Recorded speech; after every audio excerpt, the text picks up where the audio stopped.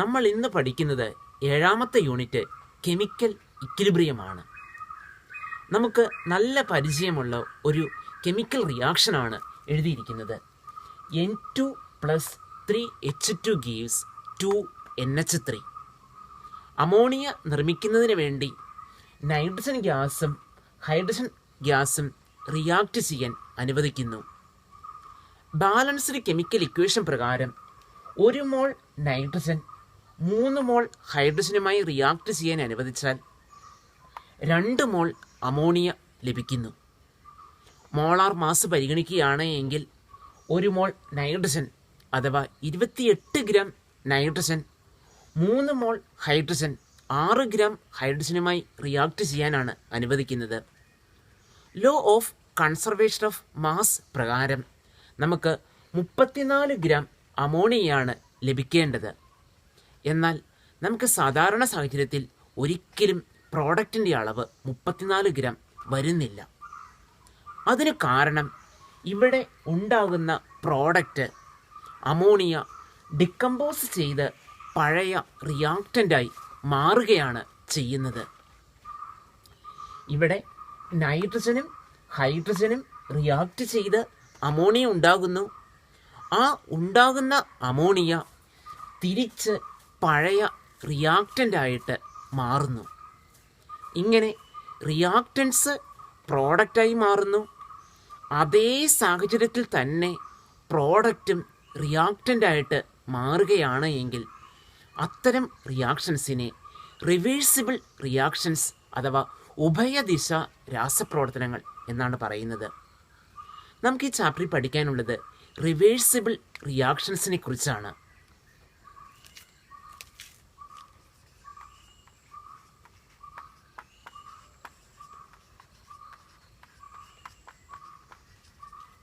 നമ്മൾ ഇതുവരെ പഠിച്ച കെമിക്കൽ റിയാക്ഷൻസ് അവിടെ ഒരിക്കലും റിയാക്റ്റൻസ് പ്രോഡക്റ്റായി മാറും, പക്ഷേ പ്രോഡക്റ്റ് അതേ സാഹചര്യത്തിൽ തിരിച്ച് റിയാക്റ്റൻ്റായി മാറുന്നില്ല. ഉദാഹരണമായി കാർബൺ എയറിൽ ബേൺ ചെയ്താൽ കാർബൺ ഡയോക്സൈഡ് ഗ്യാസ് ലഭിക്കുന്നു. ആ കാർബൺ ബേൺ ചെയ്ത് കാർബൺ ഡയോക്സൈഡ് കിട്ടുന്ന അതേ കണ്ടീഷനിൽ ഒരിക്കലും കാർബൺ ഡയോക്സൈഡിൽ നിന്ന് കാർബണും ഓക്സിജനും നമുക്ക് ലഭിക്കുകയില്ല. ഇത്തരം റിയാക്ഷൻസിനെ നമ്മൾ വിളിക്കുന്നത് ഇറിവേഴ്സിബിൾ റിയാക്ഷൻസ് അഥവാ ഏകദിശ രാസപ്രവർത്തനങ്ങൾ എന്നാണ്. നമ്മൾ ആദ്യം കണ്ട ആ റിവേഴ്സിബിൾ റിയാക്ഷനിൽ റിയാക്റ്റൻസ് പ്രോഡക്റ്റായി മാറുന്നു. അതേ കണ്ടീഷനിൽ തന്നെ പ്രോഡക്റ്റ് പഴയ റിയാക്റ്റൻ്റായും മാറുന്നുണ്ട്. ഇത്തരം റിവേഴ്സിബിൾ റിയാക്ഷനിൽ റിയാക്റ്റൻ്റ് പ്രോഡക്റ്റായി മാറുന്ന ആ ഹാഫ് റിയാക്ഷൻ ഒരു ഹാഫ് ആരോ ഉപയോഗിച്ചാണ് റെപ്രസെൻ്റ് ചെയ്യുന്നത്. റിയാക്റ്റൻ്റ് പ്രോഡക്റ്റായി മാറുന്ന ആ ഹാഫ് റിയാക്ഷനെ ഫോർവേഡ് റിയാക്ഷൻ എന്നാണ് വിളിക്കുന്നത്. പ്രോഡക്റ്റ് പഴയ റിയാക്റ്റൻ്റായി മാറുന്ന ആ റിയാക്ഷനെ ബാക്ക്വേഡ് റിയാക്ഷൻ എന്നാണ് പറയുന്നത്. സോ റിവേഴ്സിബിൾ റിയാക്ഷൻസ് എല്ലാം നമ്മൾ ഈ രീതിയിലുള്ള ആരോ ഉപയോഗിച്ചാണ് റെപ്രസെൻ്റ് ചെയ്യുന്നത്. നമുക്ക് വീണ്ടും ഈ റിവേഴ്സിബിൾ റിയാക്ഷൻ പരിഗണിക്കാം. ഇവിടെ 1 മോൾ നൈട്രജൻ 3 മോൾ ഹൈഡ്രജനുമായി റിയാക്ട് ചെയ്യാൻ അനുവദിക്കുന്നു. 2 മോൾ അമോണിയാണ് കിട്ടേണ്ടത്. നമ്മൾ ആ റിയാക്ഷൻ സ്റ്റാർട്ട് ചെയ്യുമ്പോൾ ഒരു സ്റ്റോപ്പ് വാച്ച് ഓൺ ചെയ്യുന്നു. നിശ്ചിത ഇൻ്റർവെല്ലിൽ നമ്മൾ അവിടെ റിയാക്റ്റൻസിൻ്റെയും പ്രോഡക്റ്റിൻ്റെയും കോൺസെൻട്രേഷൻ അളക്കുകയാണ് എന്ന് കരുതുക. ദെൻ കോൺസെൻട്രേഷൻ വേഴ്സസ് ടൈം ഒരു ഗ്രാഫ് പ്ലോട്ട് ചെയ്യുന്നു എന്ന് പരിഗണിക്കുക. എക്സ് ആക്സിസിൽ ടൈം, വൈ ആക്സിസിൽ മോളാർ കോൺസെൻട്രേഷൻ. ഇവിടെ N2 1 മോളാണ് എടുത്തിരിക്കുന്നത്. സോ N2വിൻ്റെ കോൺസെൻട്രേഷൻ 1 മോൾ എന്ന് പരിഗണിക്കുക. ഹൈഡ്രജൻ 3 മോളാണ് എടുത്തിരിക്കുന്നത്. സോ H2വിൻ്റെ കോൺസെൻട്രേഷൻ 3 മോളാണ്. നമ്മൾ റിയാക്ഷൻ സ്റ്റാർട്ട് ചെയ്യുന്ന സമയത്ത് അഥവാ 0 ടൈമിൽ ഇവിടെ ഹൈഡ്രജൻ്റെ കോൺസെൻട്രേഷൻ 3 മോളാർ ആയിരിക്കും, നൈട്രജൻ്റെ കോൺസെൻട്രേഷൻ 1 മോളാറും ആയിരിക്കും. ടൈം അല്പം പ്രോഗ്രസ് ചെയ്തു എന്ന് വിചാരിക്കുക. ടൈം പ്രോഗ്രസ് ചെയ്യുമ്പോൾ റിയാക്റ്റൻ്റ് പ്രോഡക്റ്റായി മാറാൻ തുടങ്ങും. സോ ഇവിടെ ഹൈഡ്രജൻ്റെ കോൺസെൻട്രേഷൻ കുറയുന്നു, അതേപോലെ നൈട്രജൻ്റെയും കോൺസെൻട്രേഷൻ കുറയുന്നു. അവിടെ കുറച്ച് പ്രോഡക്റ്റ് ഉണ്ടാകും. സോ ഇനിഷ്യൽ ടൈമിൽ അമോണിയയുടെ കോൺസെൻട്രേഷൻ എന്ന് പറയുന്നത് 0 ആയിരിക്കും. ടൈം പ്രോഗ്രസ് ചെയ്താൽ അമോണിയയുടെ കോൺസെൻട്രേഷൻ അല്പം ഇൻക്രീസ് ചെയ്യും. ടൈം പുരോഗമിക്കുന്നതിനനുസരിച്ച് റിയാക്റ്റൻസിൻ്റെ കോൺസെൻട്രേഷൻ കുറഞ്ഞു വരുന്നു.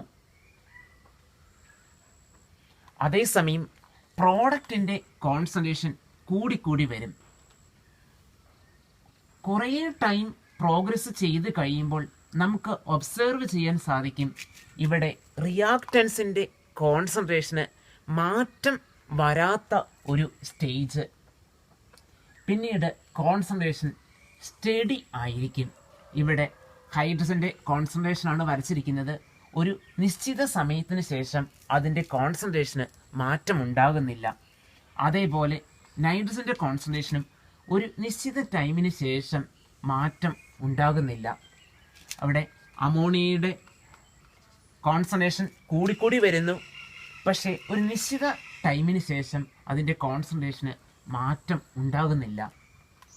ഇങ്ങനെ ഒരു റിവേഴ്സിബിൾ റിയാക്ഷനിൽ റിയാക്റ്റൻസിൻ്റെയും പ്രോഡക്ട്സിൻ്റെയും കോൺസെൻട്രേഷന് മാറ്റം ഉണ്ടാകുന്നില്ലാത്ത ഒരു സ്റ്റേജ് ഈ ടൈമിൽ എത്തിയപ്പോഴാണ് കോൺസെൻട്രേഷന് മാറ്റം ഉണ്ടാകാത്തത്.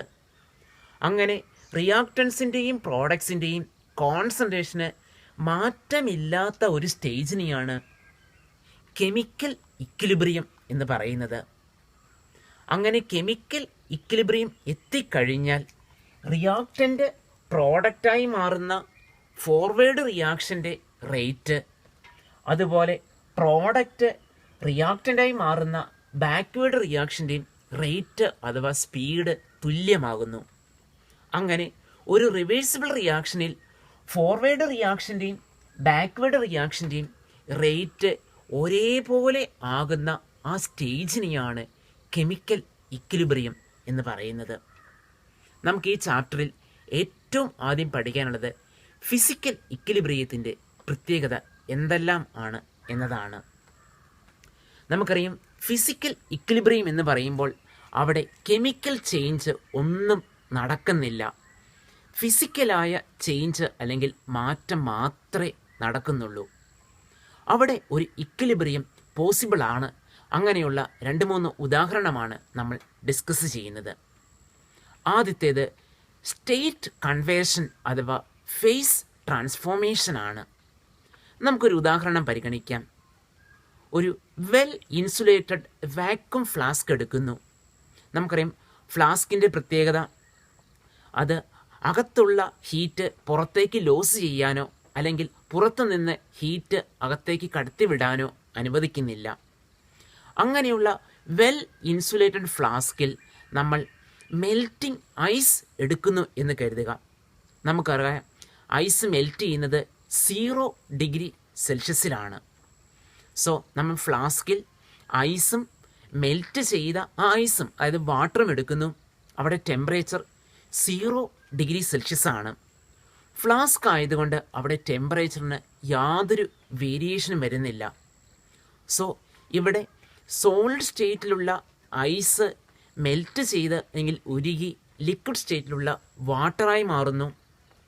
ഒപ്പം ലിക്വിഡ് സ്റ്റേറ്റിലുള്ള വാട്ടർ ഫ്രീസ് ചെയ്ത് സോളിഡ് വാട്ടർ അഥവാ ഐസായി മാറുന്നു. കുറേ ടൈം കഴിയുമ്പോൾ ഐസ് ഉരുകി വാട്ടറായി മാറുന്ന ആ പ്രോസസ്സും വാട്ടർ ഫ്രീസ് ചെയ്ത് ഐസായി മാറുന്ന പ്രോസസ്സും ഒരേ സ്പീഡിൽ നടക്കും.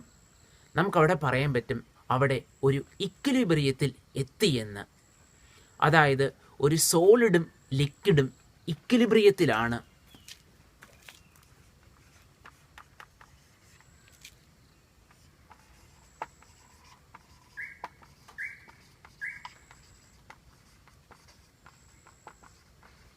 Solid liquid equilibrium.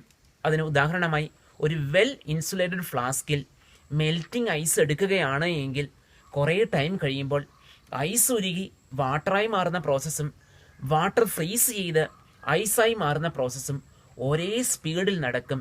അവിടെ ഒരു ഫിസിക്കൽ ഇക്വിലിബ്രിയം എത്തി. അതായത് ഒരു സോളിഡും ലിക്വിഡുമാണ് ഇക്വിലിബ്രിയത്തിലുള്ളത്. നമുക്ക് എക്സാമ്പിളായി എഴുതാൻ പറ്റുന്നത് H2O സോളിഡ് എന്ന് സൂചിപ്പിക്കാനായി ഇവിടെ സബ്സ്ക്രിപ്റ്റ് ആയിട്ട് എസ് എന്ന് എഴുതി. It is converted to H2O liquid. അതേ കണ്ടീഷനിൽ തന്നെ ആ H2O ലിക്വിഡ് സോളിഡായി കൺവേർട്ട് ചെയ്യുന്നുണ്ട്. സോ ഇത് ഒരു ഫിസിക്കൽ ഇക്വിലിബ്രിയത്തിന് എക്സാമ്പിളാണ്.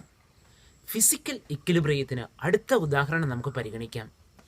ഒരു ഇവാക്വേറ്റഡ് വെസലിൽ കുറച്ച് വാട്ടർ എടുക്കുന്നു. ഇവിടെ വാട്ടർ വേപ്പറിൻ്റെ പ്രഷർ അളക്കുന്നതിനായി മെർക്കുറി മാനോമീറ്റർ കണക്ട് ചെയ്തിട്ടുണ്ട്. നമ്മൾ വാട്ടർ എടുക്കുമ്പോൾ ഈ വെസലിൽ വാട്ടർ വേപ്പർ ഇല്ല. മാനോമീറ്ററിലെ മെർക്കുറി ലെവല് ഒരേപോലെ ആയിരിക്കും. കുറേ സമയം കഴിയുന്നുവെന്ന് കരുതുക. നമുക്കറിയാം ഈ വാട്ടർ വേപ്പറായി മാറാൻ തുടങ്ങും. വാട്ടർ വേപ്പറായി മാറാൻ തുടങ്ങുന്നു. ഈ വാട്ടർ വേപ്പർ പ്രഷർ അപ്ലൈ ചെയ്യാൻ തുടങ്ങും. സോ ഇവിടുത്തെ മെർക്കുറി ലെവൽ ഉയരാൻ തുടങ്ങും. മെർക്കുറി ലെവൽ സാവധാനം ഉയരുന്നു. കുറേ സമയത്തിന് ശേഷം നമുക്ക് ഒബ്സർവ് ചെയ്യാൻ സാധിക്കും ആ മെർക്കുറി ലെവലിൽ യാതൊരുവിധ ചേഞ്ചുമില്ല, അത് സ്റ്റഡിയായി എന്ന്.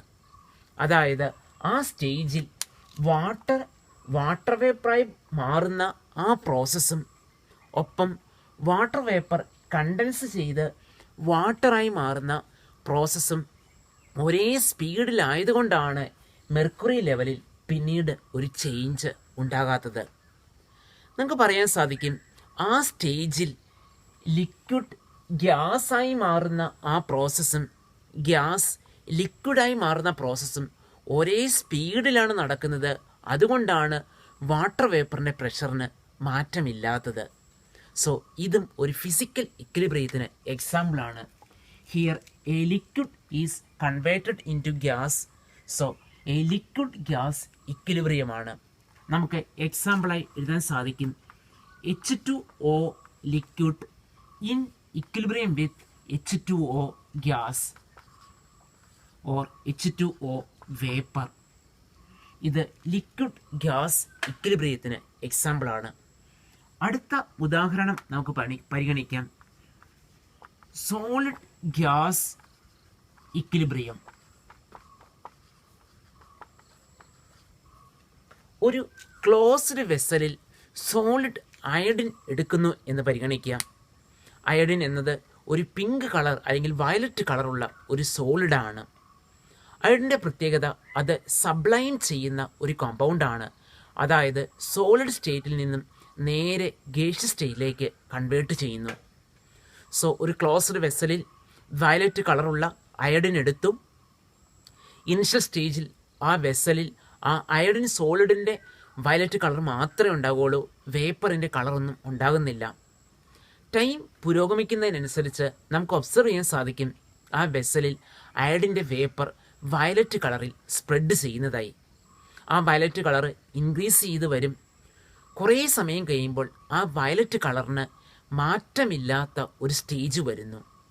അതിൻ്റെ അർത്ഥം സോളിഡ് അയഡിൻ വേപ്പർ അയഡിനായി മാറുന്ന ആ പ്രോസസ്സും വേപ്പർ ഫോമിലുള്ള അയഡിൻ സോളിഡ് അയഡിനായി മാറുന്ന പ്രോസസ്സും ഒരേ സ്പീഡിലാണ് നടക്കുന്നത്. അതായത് സോളിഡ് ഗ്യാസായി മാറുന്ന പ്രോസസ്സും അതുപോലെ ഗ്യാസ് സോളിഡായി മാറുന്ന പ്രോസസ്സും ഒരേ സ്പീഡിൽ അഥവാ അവിടെ ഇക്വിലിബ്രിയം എത്തി. സോ ഇവിടെ സോളിഡ് ഗ്യാസ് ഇക്വിലിബ്രിയത്തിന് എക്സാമ്പിളായി പറയാൻ പറ്റുന്നത് I2 solid in equilibrium with I2 gas or I2 vapour. ഇതുവരെ നമ്മൾ ഡിസ്കസ് ചെയ്തത് ഫിസിക്കൽ ഇക്വിലിബ്രിയത്തിലെ ഫേസ് ട്രാൻസ്ഫോർമേഷൻ അഥവാ അവസ്ഥ മാറ്റമാണ്. ഒരു അവസ്ഥയിൽ നിന്നും വേറൊരു സ്റ്റേറ്റിലേക്ക് കൺവേർട്ട് ചെയ്യുന്നു. അവിടെ ഇക്വിലിബ്രിയം പോസിബിളാണ്. ഇതേപോലെ തന്നെ സോളിഡ് അല്ലെങ്കിൽ ഗ്യാസ് ഒരു ലിക്വിഡിൽ ഡിസോൾവ് ചെയ്യുമ്പോഴും ഇക്വിലിബ്രിയം പോസിബിളാണ്. നമുക്ക് ഏതാനും ഉദാഹരണം പരിഗണിക്കാം. സോളിഡ്സ് ലിക്വിഡ്സിൽ ഡിസോൾവ് ചെയ്യുന്ന കേസിലും ഗ്യാസസ് ലിക്വിഡ്സിൽ ഡിസോൾവ് ചെയ്യുന്ന കേസിലും ഫിസിക്കൽ ഇക്വിലിബ്രിയം പോസിബിളാണ്. സോളിഡ്സ് ലിക്വിഡ്സിൽ ഡിസോൾവ് ചെയ്യുമ്പോഴുള്ള ഇക്വിലിബ്രിയത്തിന് നമുക്കൊരു ഉദാഹരണം പരിഗണിക്കാം. ഒരു വെസലിൽ കുറച്ച് വാട്ടർ എടുക്കുന്നു, അതിലേക്ക് ഷുഗർ ആഡ് ചെയ്യുന്നു. പരമാവധി ഷുഗർ നമ്മളവിടെ ഡിസോൾവ് ചെയ്യുന്നു. അത് ഹീറ്റ് ചെയ്ത് ആ ഡിസോൾവ് ചെയ്യപ്പെടുന്ന ഷുഗറിൻ്റെ അളവ് പരമാവധി നമ്മൾ വർദ്ധിപ്പിക്കുന്നു. നമുക്ക് പറയാൻ പറ്റും അവിടെ ഒരു സാച്ചുറേറ്റഡ് ഷുഗർ സൊല്യൂഷൻ പ്രിപ്പയർ ചെയ്തു. നമ്മൾ ആ ഷുഗർ സൊല്യൂഷനെ റൂം ടെമ്പറേച്ചറിലേക്ക് കൂൾ ചെയ്യുകയാണ് എന്ന് കരുതുക. അവിടെ ടെമ്പറേച്ചർ ലോവർ ചെയ്യുമ്പോൾ ഡിസോൾവ് ചെയ്യപ്പെട്ട ഷുഗർ ക്രിസ്റ്റലൈസ് ചെയ്യാൻ തുടങ്ങും.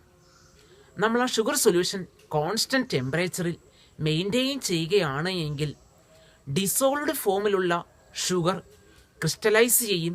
അതിൻ്റെ ഒപ്പം തന്നെ ക്രിസ്റ്റലൈസ്ഡ് ഷുഗർ ഡിസോൾവ് ചെയ്യുകയും ചെയ്യും.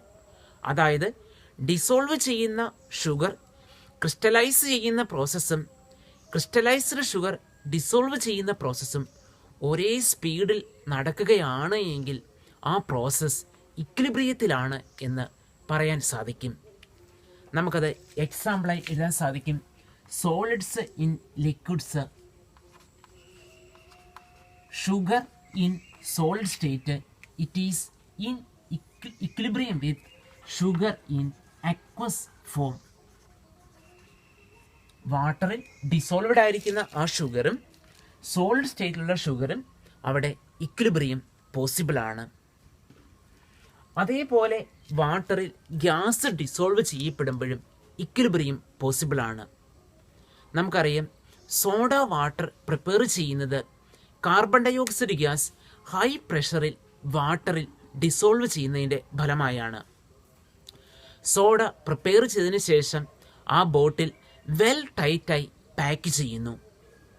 സോഡ ബോട്ടിലിൽ 1/4 മാത്രമേ സോഡ വാട്ടർ ഉള്ളൂ. മുകളിൽ സ്വാഭാവികമായും കാർബൺ ഡൈ ഓക്സൈഡ് ഗ്യാസ് ഉണ്ടായിരിക്കും. വെൽ പാക്ഡ് ആണ്, അത് കോൺസ്റ്റൻറ്റ് ടെമ്പറേച്ചറിലാണ് മെയിൻറ്റെയിൻ ചെയ്യുന്നത് എങ്കിൽ അവിടെ മുകളിലുള്ള ആ കാർബൺ ഡൈ ഓക്സൈഡ് ഗ്യാസ് താഴെയുള്ള സോഡ വാട്ടറിൽ ഡിസോൾവ് ചെയ്യുന്നു. ഒപ്പം തന്നെ ഡിസോൾവ് ചെയ്യപ്പെട്ട കാർബൺ ഡൈ ഓക്സൈഡ് ഗ്യാസ് മുകളിലേക്ക് എസ്കേപ്പ് ചെയ്യുകയും ചെയ്യുന്നു. ഇവിടെ കാർബൺ ഡൈ ഓക്സൈഡ് സോഡ വാട്ടറിൽ ഡിസോൾവ് ചെയ്യുന്ന പ്രോസസ്സും അതുപോലെ ഡിസോൾവ് ചെയ്യപ്പെട്ട കാർബൺ ഡൈ ഓക്സൈഡ് പുറത്തേക്ക് എസ്കേപ്പ് ചെയ്യുന്ന പ്രോസസ്സും ഒരേ സ്പീഡിൽ നടക്കുകയാണ് എങ്കിൽ അവിടെ ഫിസിക്കൽ ഇക്വിലിബ്രിയം പോസിബിളാണ്. നമുക്ക് എക്സാമ്പിളായി എഴുതാൻ സാധിക്കും. Carbon dioxide gas, it is in equilibrium with carbon dioxide aqueous. Dissolve ചെയ്യപ്പെട്ട കാർബൺ ഡൈ ഓക്സൈഡ് ഗ്യാസും ഗേഷ്യസ് സ്റ്റേറ്റിലുള്ള കാർബൺ ഡൈ ഓക്സൈഡും അവിടെ ഇക്വിലിബ്രിയം പോസിബിൾ ആയിട്ടുണ്ട്. നമുക്കറിയാം കാർബൺ ഡൈ ഓക്സൈഡ് ഗ്യാസ് വാട്ടറിൽ ഓർഡിനറി ടെമ്പറേച്ചറിലും പ്രഷറിലും ഡിസോൾവ് ചെയ്യപ്പെടും.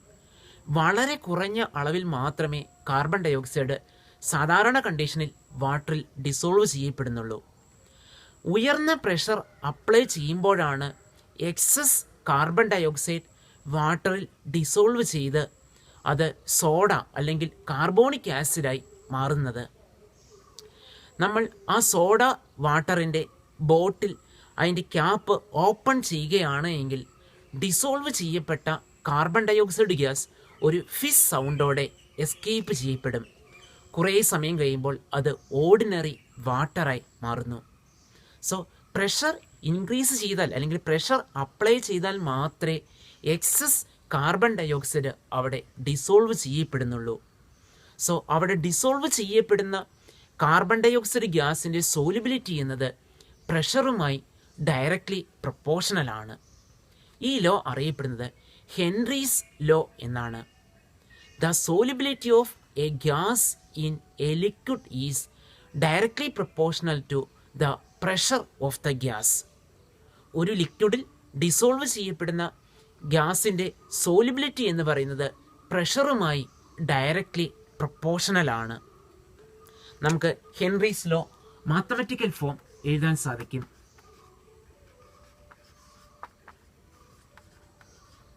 The solubility of a gas in a liquid is directly proportional to the pressure.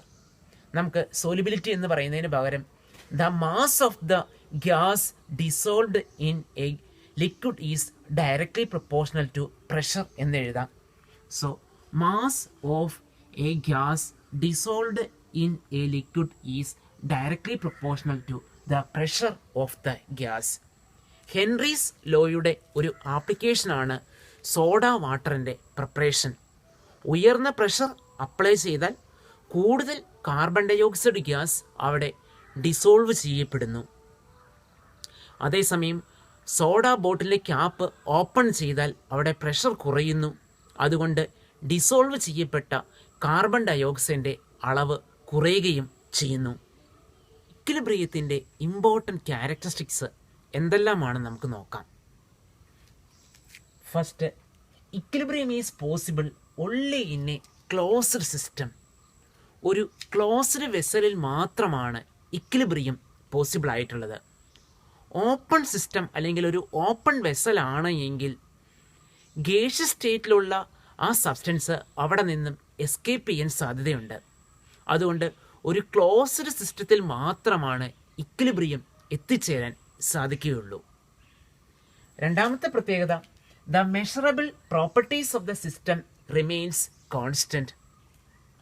Equilibrium എത്തിക്കഴിഞ്ഞാൽ ആ സിസ്റ്റത്തിൻ്റെ മെഷറബിൾ പ്രോപ്പർട്ടീസായ ടെമ്പറേച്ചർ, പ്രഷർ, കോൺസെൻട്രേഷൻ അത് കോൺസ്റ്റൻ്റ് ആയിരിക്കും.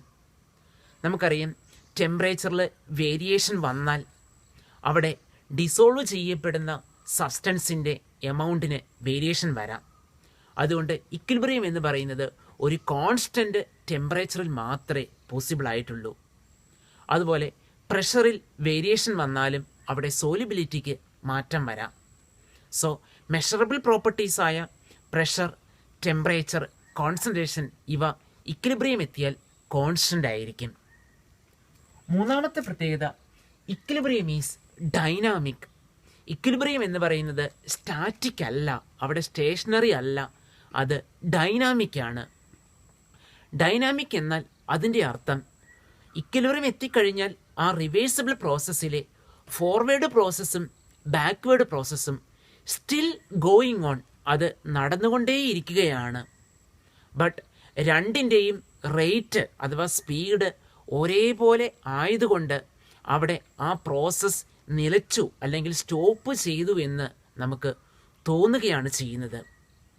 അത് ഒരു കെമിക്കൽ ഇക്വിലിബ്രിയം ആണെങ്കിലും ഫിസിക്കൽ ഇക്വിലിബ്രിയം ആണെങ്കിലും അത് ഡൈനാമിക് ആണ്. അതായത് ഫോർവേഡ് റിയാക്ഷനും ബാക്ക്വേഡ് റിയാക്ഷനും നടക്കുന്നുണ്ട്. രണ്ടിൻ്റെയും സ്പീഡ് ഒരേപോലെ ആയതുകൊണ്ട് ആ പ്രോസസ്സ് സ്റ്റോപ്പ് ചെയ്തു എന്ന് നമുക്ക് തോന്നുകയാണ്. ഇക്വിലിബ്രിയം ഡൈനാമിക് ആണ് എന്നത് നമുക്ക് ഡെമോൺസ്ട്രേറ്റ് ചെയ്ത് അല്ലെങ്കിൽ എക്സ്പെരിമെൻ്റ് വഴി പ്രൂവ് ചെയ്യാനേ സാധിക്കും. ഒരു ഉദാഹരണം പരിഗണിക്കുക. സാച്ചുറേറ്റഡ് ഷുഗർ സൊല്യൂഷൻ എടുത്തിരിക്കുന്നു എന്ന് കരുതുക. സാച്ചുറേറ്റഡ് ഷുഗർ സൊല്യൂഷൻ എന്ന് പറയുമ്പോൾ അവിടെ നമ്മൾ പരമാവധി ഷുഗർ ഡിസോൾവ് ചെയ്ത് കഴിഞ്ഞു. ഇനിയും അൺഡിസോൾവ്ഡ് ഫോമിൽ ഷുഗർ ഉണ്ട്. അങ്ങനെയുള്ള ആ ഓർഡിനറി അല്ലെങ്കിൽ സാധാരണ ഷുഗർ സൊല്യൂഷനിലേക്ക് നമ്മൾ അല്പം റേഡിയോ ആക്റ്റീവ് ഷുഗർ ആഡ് ചെയ്യുന്നു എന്ന് കരുതുക.